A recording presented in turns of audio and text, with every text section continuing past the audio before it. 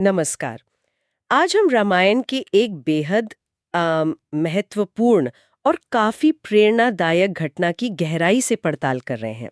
हनुमान जी का समुद्र लांघकर लंका पहुंचना। हमारे पास ना इस प्रसंग का विवरण देने वाला एक अंश है जो उनके अद्भुत पराक्रम, अटूट भक्ति और हाँ, बुद्धिमत्ता पर भी रोशनी डालता है। तो आज हम इस विवरण के जरिए समझने की कोशिश करेंगे कि इस कथा के मुख्य तत्व क्या हैं और इनका शायद गहरा अर्थ क्या हो सकता है। जी। ये घटना अपने आप में कमाल की है, विस्मयकारी है, खासकर जब हम उस दुर्गम समुद्र की कल्पना करते हैं जिसे पार करना तो भाई लगभग असंभव माना जा रहा था उस वक्त। तो चलिए इस विवरण में उतरते हैं, देखते हैं कि ये कहानी हमें क्या दर्शाती है। कथा का संदर्भ तो हम जानते ही हैं।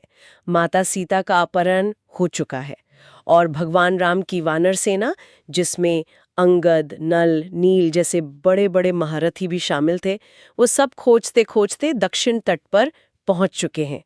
लेकिन सामने अथाह सागर फैला है, एक ऐसी बाधा जिसने सबको चिंता में डाल दिया था। यहाँ से स्थिति बहुत दिलचस्प हो जाती है ना? बिल्कुल। स्रोत बताता है कि उस समय वानरों में काफी निराशा का भाव था। कोई भी वो 100 योजन लंबा समुद्र लांघने का साहस नहीं जुटा पा रहा था।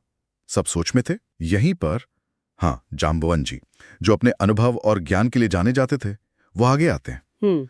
उन्होंने हनुमान जी को उनकी वो जो भूली हुई शक्तियां थीं, उनका स्मरण कराया। और दिलचस्प बात यह है कि स्रोत इसे सिर्फ याद दिलाना नहीं कहता, बल्कि एक तरह से उनकी सोई भी शक्ति को जागृत करने की, जगाने की प्रक्रिया के रूप में दिखाता है। यह हमें सोचने पर मजबूर करता है कि कैसे बाहरी प्रेरणा या सही मार्गदर्शन हमारी अपनी छिपी हुई शक्तियों को उजागर कर सकता है। हाँ, ये बहुत महत्वपूर्ण बात है। तो क्या स्रोत ये बताता है कि ये याद दिलाना ही निर्णायक था, या हनुमान जी की अपनी अंदरूनी शक्ति पहले से मौजूद थी, बस किसी वजह से ढकी हुई थी जिसे जाम्बवंत जी ने हटाया? जी, श्लोक का संकेत तो इसी ओर है कि शक्ति हनुमान जी में ही थी, निहित थी, पर उन्हें शायद स्वयं उसका पूरा आभास नहीं था। हो सकता है किसी श्रापवश या लंबे समय तक प्रयोग ना करने के कारण जाम्बवन जी ने बस एक तरह से उस पर से पर्दा हटाया। इसके बाद, जैसा कि विवरण में जिक्र है, हनुमान जी ने अपना विराट रूप दिखाया। पूरे आत्मविश्वास से भर गए वो। प्रभु श्री राम का स्मरण किया और बस छलांग लगा दी।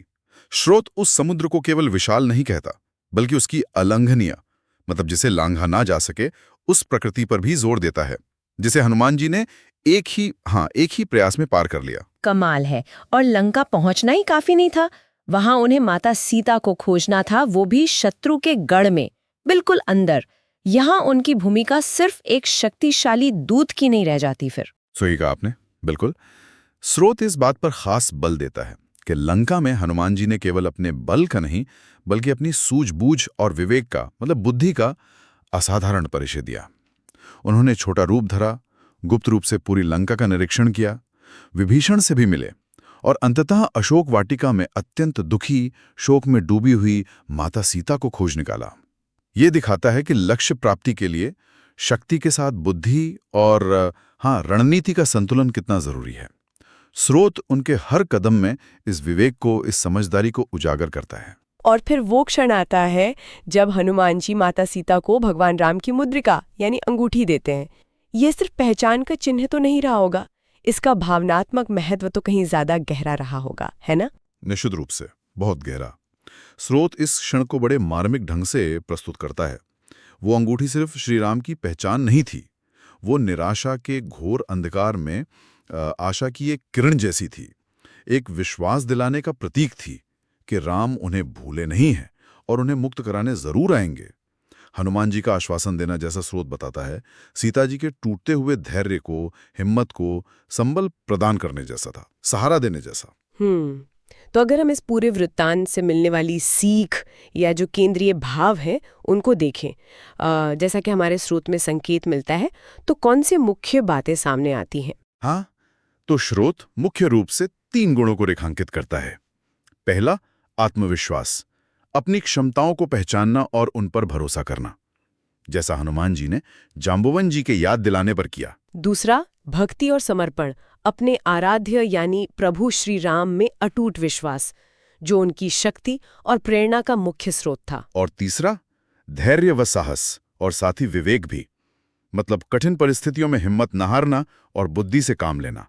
ये गुण सिर्फ अलग अलग नहीं हैं, बल्कि एक साथ मिलकर इस असाधारण कार्य को संभव बनाते हैं। स्रोत इनके आपसी तालमेल को ही दर्शाता है। हाँ, तो हमने देखा कि कैसे एक ऐसी चुनौती जो बिल्कुल असंभव लग रही थी, उसे पार किया गया। भूली हुई शक्तियों का जागरण हुआ, ईश्वर में अटूट आस्था थी, एक साहसिक छलांग थी, विवेकपूर्ण रणनीति अपनाई गई और अंततः लक्ष्य की प्राप्ति हुई।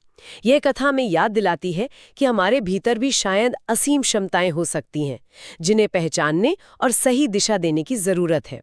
और मुश्किल वक्त में आस्था और साहस का दामन थामे रखना कितना जरूरी है। जी, और ये हमें एक गहरे विचार के साथ छोड़ जाता है ना, कि किस तरह अटूट आस्था, जैसे हनुमान जी का राम नाम स्मरण, और समर्पित कर्म यानी उनकी शक्ति, बुद्धि